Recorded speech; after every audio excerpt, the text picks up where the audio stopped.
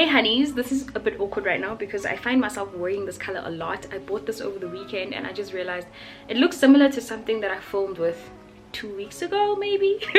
It's odd, but clearly I love this color. I am a sucker for burgundy. I think I came with 2 items that are this color again. Similar cut, ningabuzi. Similar neckline, ningabuzi. It's just, I don't know, I am very leaning towards this color. If I release a clothing line, do not be surprised if all the clothes are this color. Anywho, I hope you all well. I just wanted to sit down and have a chat around starting a beauty business, because we did say we're starting this series called Beauty in Business, and I want to just chat around the first few things that I got right in the beginning. Of course, it took a couple of wrongs to get it right, but I want to let you guys know so that you may avoid some of the mistakes that I've made. So first things first that I started with was definitely looking for the right name. I loved the name Yolz truly, which I did mention, but I did my research as to who is already using that name. Does the name exist already? And then deciding whether or not I want to buy that name, because the option is there. You definitely can buy that name if you want to. Even though the name was not registered on CIPC, I just did not want to be that woman buying somebody else's name and then, you know, 2-3 years down the line, Yolz Beauty is huge and somebody's like, yeah, she only paid me 2 grand for that. You know what I'm saying? I don't know, but I just didn't want to. Even though I think she might have been probably sincere enough to give the name over, it did not have a lot of followers, but at the same time I would rather let her build her own brand, you know, in the manner that she wants to. And by virtue of her having used the name first before I did, I just wanted to give her that duty. That is something she chose before me, you know, and actually put it out there on social media before I did. So that's how I began. So do your research in terms of the name that you come up with. Definitely try to come up with a name in the beginning. The one thing one of my mentors mentioned to me was find a name that is going to be relatable to your brand, relatable to you, memorable, and also a little bit easy on the palate. It doesn't have to be the easiest, but something that people can easily remember, something that people can easily search online for. I'm not saying shy away from using a name that's in vernac, you know, but rather use something that people can easily catch. You know, asikulume, let's talk. I'm just making an example. When you think of shows, utadako, they're not too long, they're catchy. So try to find something that's relatable, something that's usable, something that's memorable.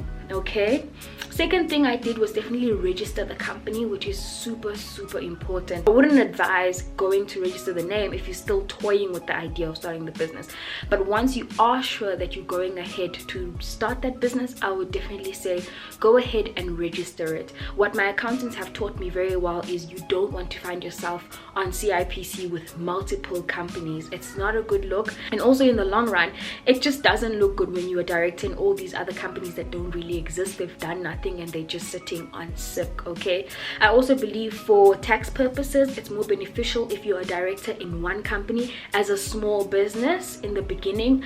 There are a couple of tax incentives that you can get, but I mean, I am not a financial consultant, I am not a tax practitioner, so that is something you could definitely find out from other accountants or tax practitioners, but that is what our accountants have advised me personally. Rather stick to registering that name once you are sure and once you are going ahead. You don't want to have a registered name that is laying dormant on CIPC. Thirdly, what you want to do is fully immerse yourself in the business that you want to start, in the research. Okay, I really get so worked up when somebody says to me, I want to start a business, I'm not sure whether to be a reseller or to buy the raw materials myself and do it myself.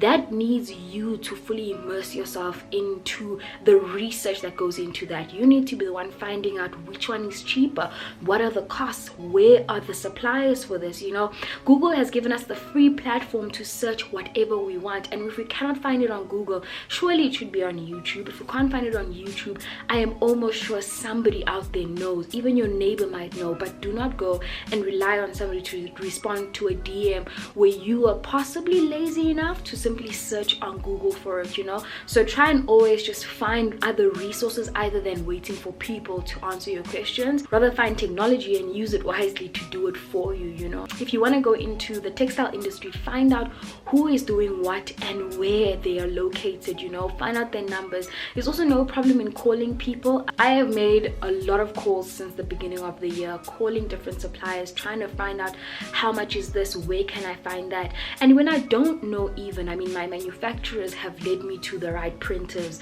my manufacturers have led me to the right suppliers for other goods other than the goods that they're serving my business with. So you want to fully immerse yourself into researching everything around what you need to start your business and the industry that you were entering into. Okay, the other thing is find out what is the most cost-effective but efficient way for you to run your business. Like the concept of reselling, which would mean you buying a completed final product and simply, you know, putting your brand on it and selling it, or whether or not you want to get the raw materials, possibly maybe sew something up and then sell it. Find out which one is cheaper of the two. Then of course you need to also find out what is better to get things locally, what is more expensive locally versus importing it from China, importing it from the UK or wherever, you know. Find out what is more cost effective for your business, and that is on you. Again, this is not something you should be expecting other people to run around for you. You can make the calls, yes, but you need to be putting in the first step of the effort. That is on you, girl. The other thing that I found very useful with my business in particular, and actually any business, is to find yourself a network of people who can help you and assist you to building your brand. I've worked with a lot of brands in my influencing career, and the one thing that I've learned so far is to lean on the contacts that I have. So I firstly looked at the 3 people who are closest to me in business who have done big things. So I looked at a brand that I did a shoot way back years ago. They're UK and SA based, and I gave them a call and I found out how I can possibly do international trade and fulfillment, whether or not I should be doing it in South Africa, if I wanted to possibly sell internationally, if I wanted to possibly offer my products to people in the UK and the US. Okay, I made calls and I found out from that very person who I literally shot something for her website. She used me as a model for a website, and she's got a massive brand. But I called her and I was like, well, how do I expand my business to the UK where you are right now? And she was more than willing to literally unpack so much info on fulfillment, on shipping, on a whole lot of different things. And she's one of the people who actually use the term have the keys to your own house, you know. She's one of the people who also gave me lots of contacts for graphic designers, the right people who do things in the quickest turnaround times. So utilize that. The other person that I definitely called, and which I'm sure you guys already can guess, is the owner of Afro Botanics, you know, a brand, a black brand that's South African based. She's somebody I lean on for anything. If I'm running into any kind of trouble with my business, I literally pick up the phone and I'm like, look, I'm struggling to get a hold of XYZ, especially in the manufacturing business, because you know it very well. How do I navigate myself around this? And she's somebody who's advised me over and over regarding the manufacturing industry, regarding the retail industry as well, because obviously she's on both. She manufactures her own products, and of course she sells her products through retail, your clicks, you know, your games, your pick and pays. So I utilize and I leverage on my network heavily. Then I also have a friend of mine from Just Shea Butter. She owns Just Shea Butter, and she's one of the people who's led me to the right people when it comes to the manufacturing industry as well. Now, I'm not saying everyone will be willing to just freely give you information, but surely if you have 3 or 4 people, examples, they can definitely sort of steer you towards the right direction when you need to. Do not take for granted the network you have around you. You don't have to be best friends with your network. You just need to know those people and be able to reach out to them. For me, these 3 people are literally a call away, but that might not be the case for you. But if they're a DM away, please reach out. I mean, I am willing to help, but I'm not saying everyone should come to me. No, it gets overwhelming and I don't always get the time to answer all my emails amongst all the jobs that I do. But I want to encourage you to look into your little network. Who is sewing? If you want to get into, you know, fabrics or selling fabrics or reproducing any kind of things that's in that industry, you know. This shouldn't just stay within the back end of the business, but also the front end, you know.